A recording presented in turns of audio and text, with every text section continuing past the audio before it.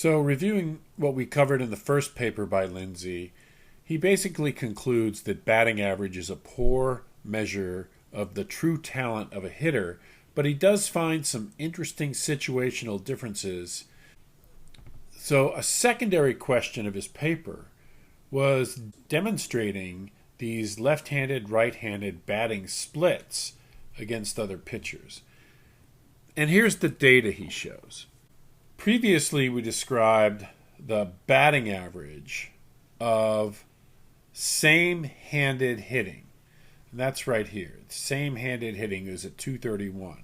In other words, right-handed batters face right-handed pitchers, and left-handed batters face left-handed pitchers.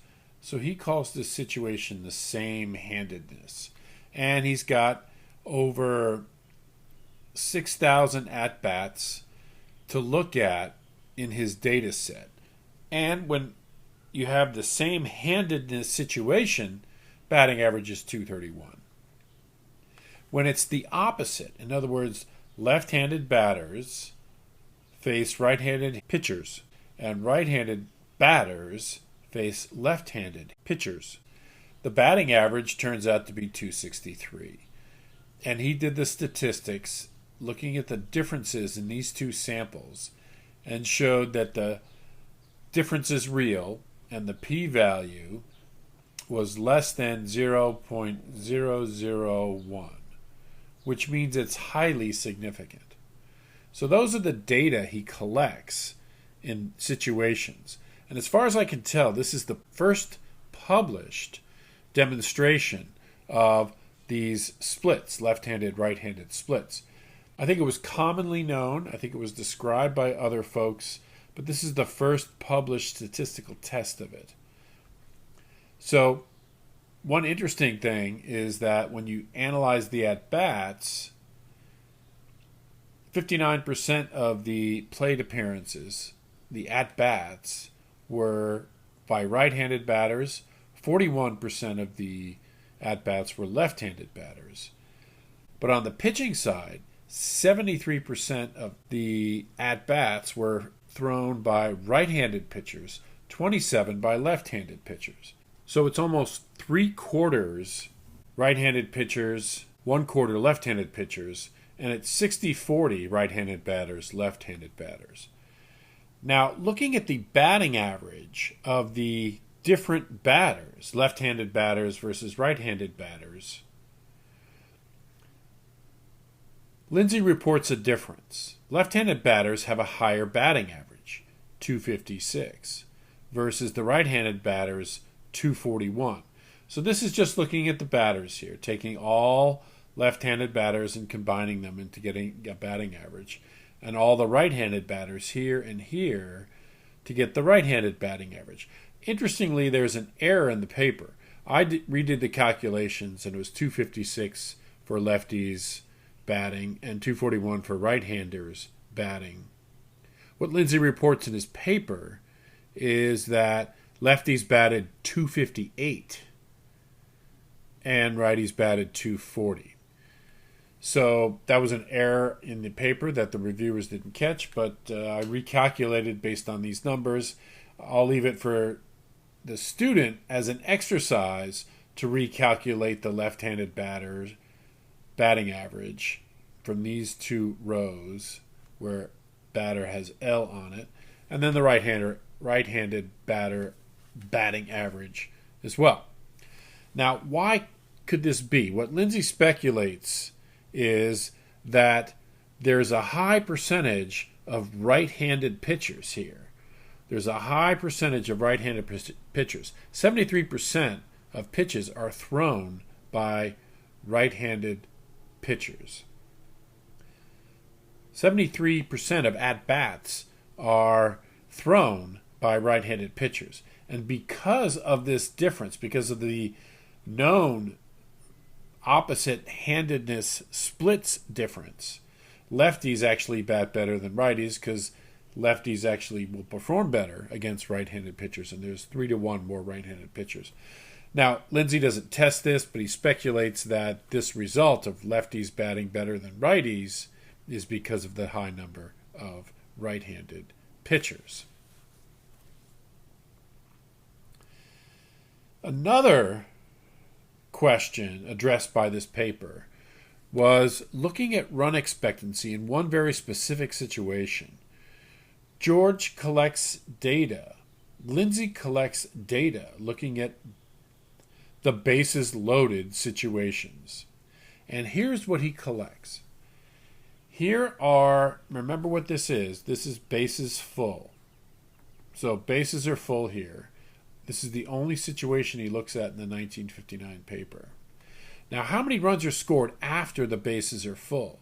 And he does it in the three situations: no outs, 1 out, and 2 outs.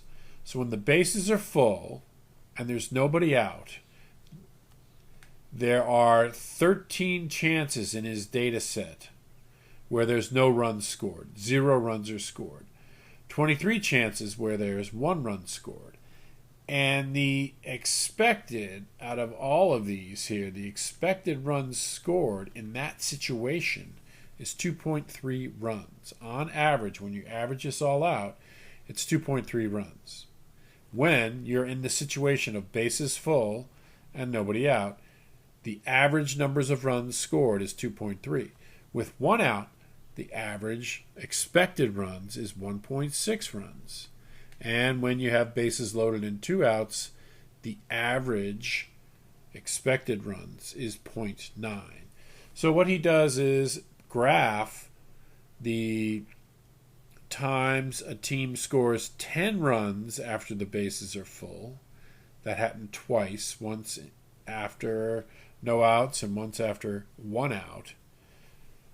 So these are the data he puts together. Now, he also represents these same data graphically.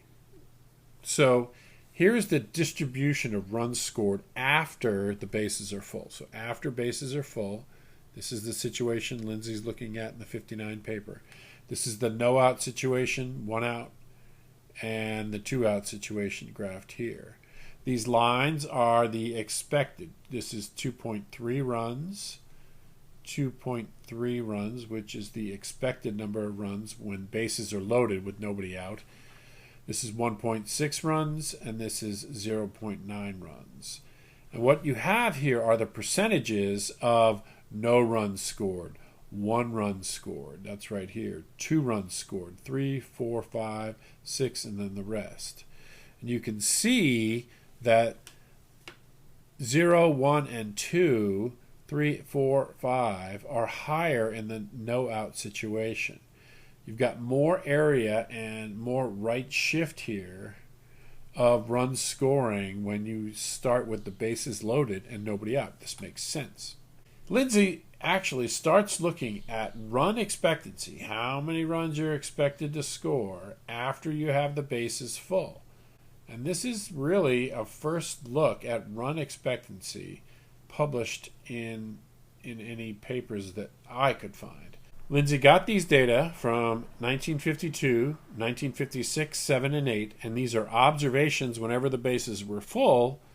They would count how many runs were scored based on that situation. So I think this is the first published look at run expectancy. And it's the first data analysis of situational probabilities. He looks at this question: should you play for 1 out versus trying for the double play? By playing for 1 out, he's talking about getting the runner at home in a force out. And that means playing the infield in. All the infielders would play in, and if they got a grounder, they would throw home, versus backing up the second baseman and the shortstop and looking for a double play to get 2 outs. So he's looking at each of these cases to determine which is the better situational choice for the manager. Now, his data was incomplete. He only had the bases loaded, so he had to speculate about the other base out situations and what might be happening there if there were ended up being men on second and third, and how that would look for run scoring in the future. But this idea of looking at situations led to his very important 1963 paper. We'll talk about that in an additional video. But this first look at situations and trying to analyze them is sort of a hint at what's to come in the 1963 paper.